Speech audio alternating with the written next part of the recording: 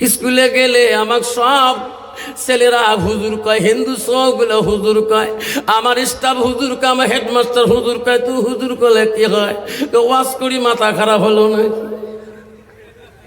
একদম তোর আমার সমান চাঙ্গা, সব জায়গায় হুজুর হওয়া যায়, সব জায়গায় বিশ্বাস হওয়া যায়, আমির সাহেব হওয়া যায়, মৌলানা সাহেব হওয়া যায়, মুফতি সাহেব হওয়া যায়, মুহাদ্দিস সাহেব হওয়া যায়, প্রেসিডেন্ট সাহেব হওয়া যায়, মাস্টার সাহেব হওয়া যায়, এসপি সাহেব হওয়া যায়, দারগা সাহেব হওয়া যায়, জেলা পরিষদ সাহেব হওয়া যায়, উকিল সাহেব হওয়া যায়। বিবির কাছে হওয়া বড় কঠিন। যেখান ঠিক না বিঠি?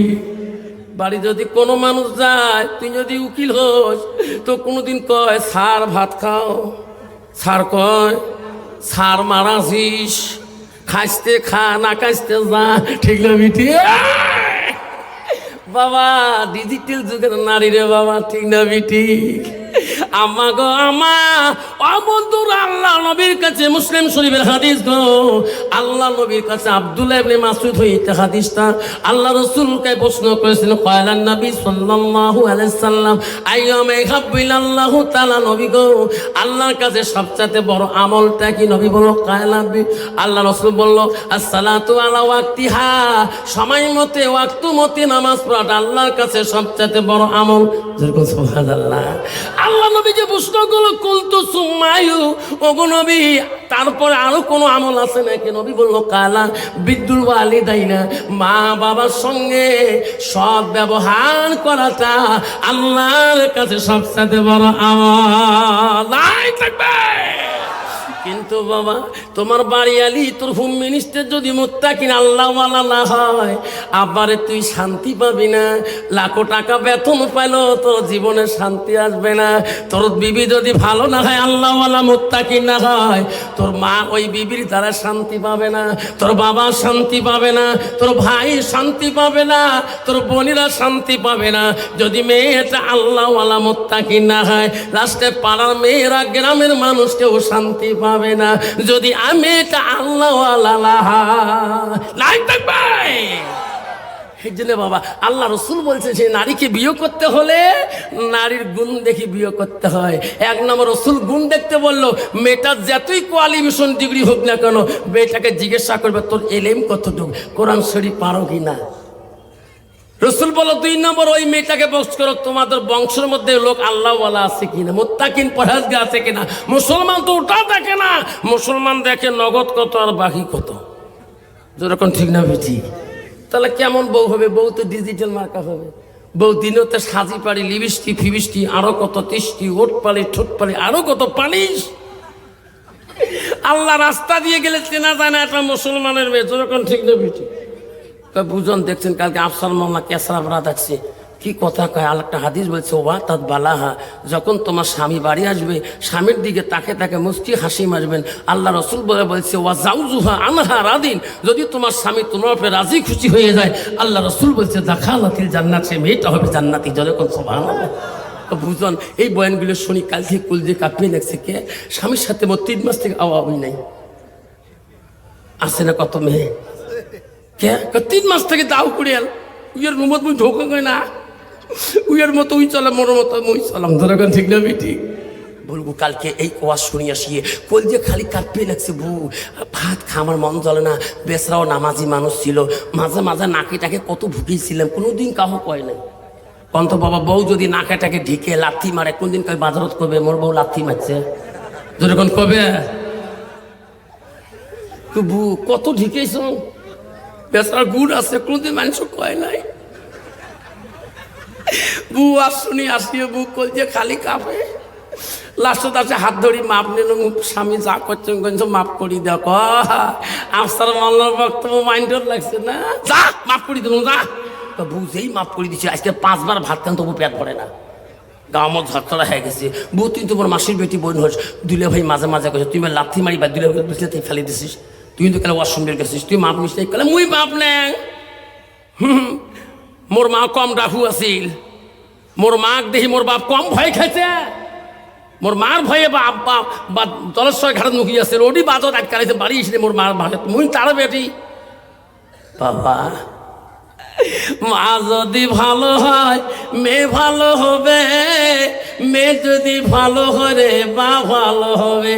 মাস্টার যদি ভালো হয় ছাত্র ভালো হবে, ছাত্র যদি ভালো হয় রে মাস্টার ভালো হবে। ইটি যদি ভালো হয় ফার্মা ভালো হবে, ফার্মা যদি ভালো হয় রে ইটি ভালো হবে।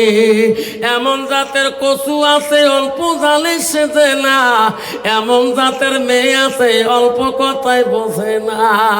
এমন জাতের কচু আছে অল্প জালে সিদ্ধ হয়, এমন জাতের মেয়ে আছে অল্প কথায় বুঝিয়ে পায়। যখন ঠিক না বেটি? মা বোনের আম্মারা ও সোনারা, জান্নাত যদি যাইতে চাম্মা ও আমার গো বোনের চুরি রেখো যুবক রে, খবরদার খবরদার, জান্নাত যদি যাইতে চান বিবির কথায় মতে ওই বাবাটাকে মাটাকে কোনোদিন তোমরা আঘাত দিও না গো।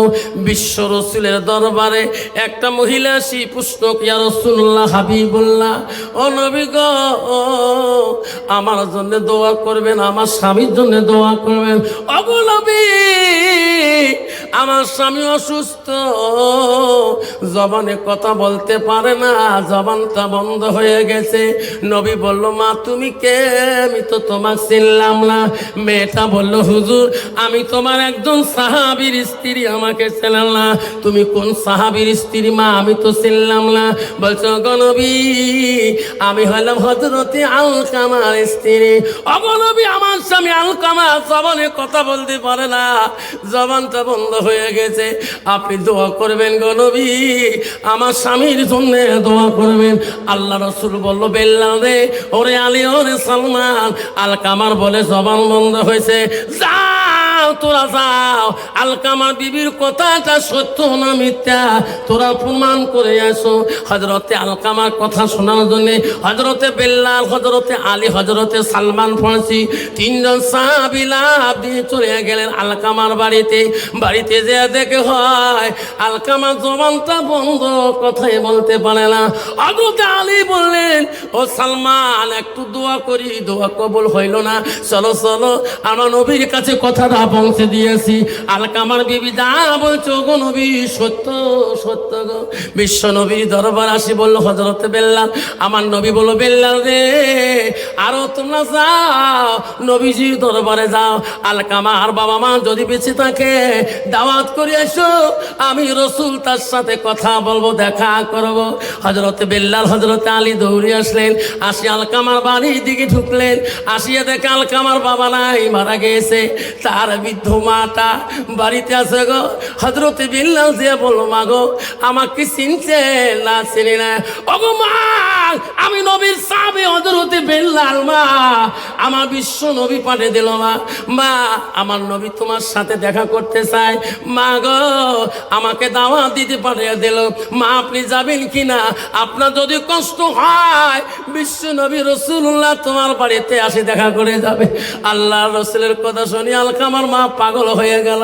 আল্লাহ বিশ্ব নবী কোনোদিন আমার বাড়িতে আসে নাই, আল্লাহ আজকে নবীজিকে কষ্ট করে আমার বাড়ির দিকে আনবো, আমি সহ্য করতে পারি না।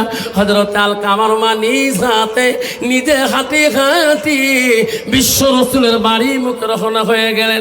আমার নবী বাড়িতে সামনে যে দাঁড়াইলে, আমার নবী এত দয়ালু গো, ছোটবেলায় মা হারাইছে, বাবা হারাইছে। আমার রাসূল দেখলো বৃদ্ধ মানুষ, সামনে বসতে দিয়ে বলো, মা গো আপনি বসে। আমার নবী বড় সম্মান দিলেন, আমার নবী আদর করলেন। আমার রাসূল বলে, লাইসা মিন্না মান লাম ইয়ারহাম সাগীরানা ওয়া লাম ইউকাব্বির কাবীরানা।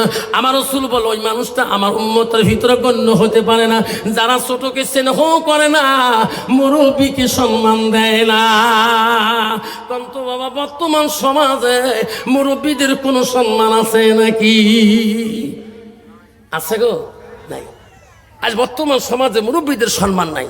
আল্লাহ বর্তমান সমাজে মুরব্বী হল তোমার বাড়ি এলি যা কবে তাই শুনতে হবে, এরকম ঠিক না বেঠি? বাবা নারী জাতি রাতের মধ্যে কান মন্ত্র দেয়, অং নমঃ যুদহং অন্যতম ভগবানং। বলছে এটা কোন দোয়া? বলছে বিবি জানে, স্বামী জানেন না আমরা আলগা হইতে হবে দুইজনে, তোমার বুড়ে বুড়ি জ্বালা সহ্য করতে পারি না, যেরকম ঠিক না ঠিক? মা বোনেরা গো, শান্তি কেন নাই রে দুনিয়া?